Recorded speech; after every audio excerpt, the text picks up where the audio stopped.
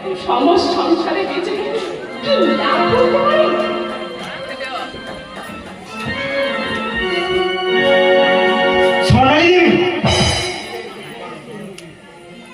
আমি এই কলঙ্কিত জীবন রাখতে চাই না। কেউ তো আমার মনের মধ্যে ভালোবাসা সৃষ্টি করে ঘরটা ধরে বলবে না। আমি যদি আশ্রয় দিই, হ্যাঁ আমি তোমার হেরে যাওয়া জীবনটাকে আমি আবার নতুন করে সাজাবো সাজাবে, তাই তো তোমাকে আমার স্ত্রীর যোগ্য মর্যাদা দিতে আজ আমি তোমার হাত ধরলাম।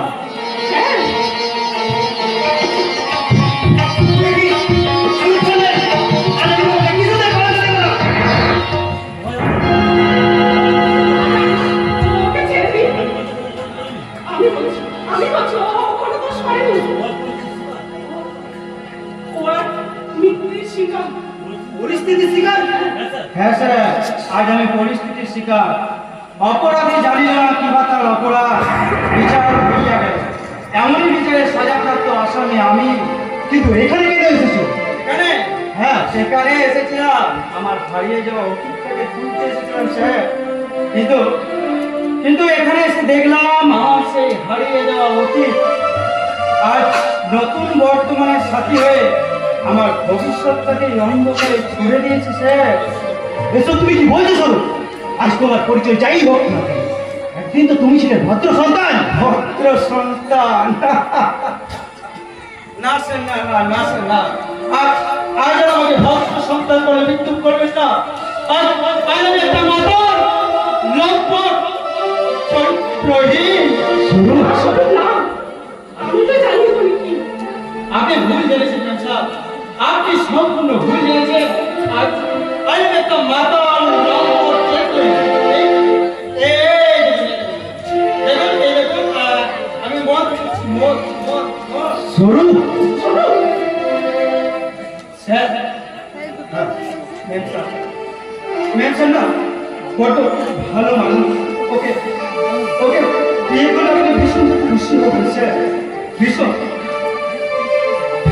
খুশি হবে স্যার। আমি আমার কারণ ছিল জানতে আমার অবসন্ন মনটাকে সান্ত্বনা দিয়ে একটা কথাই বলবো,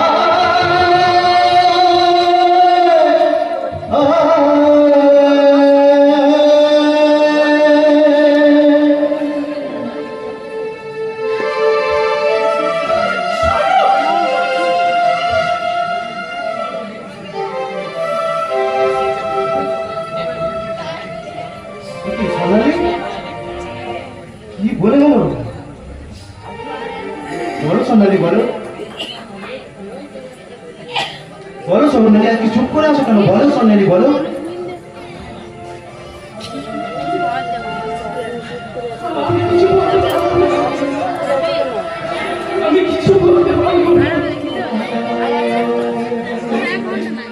বলো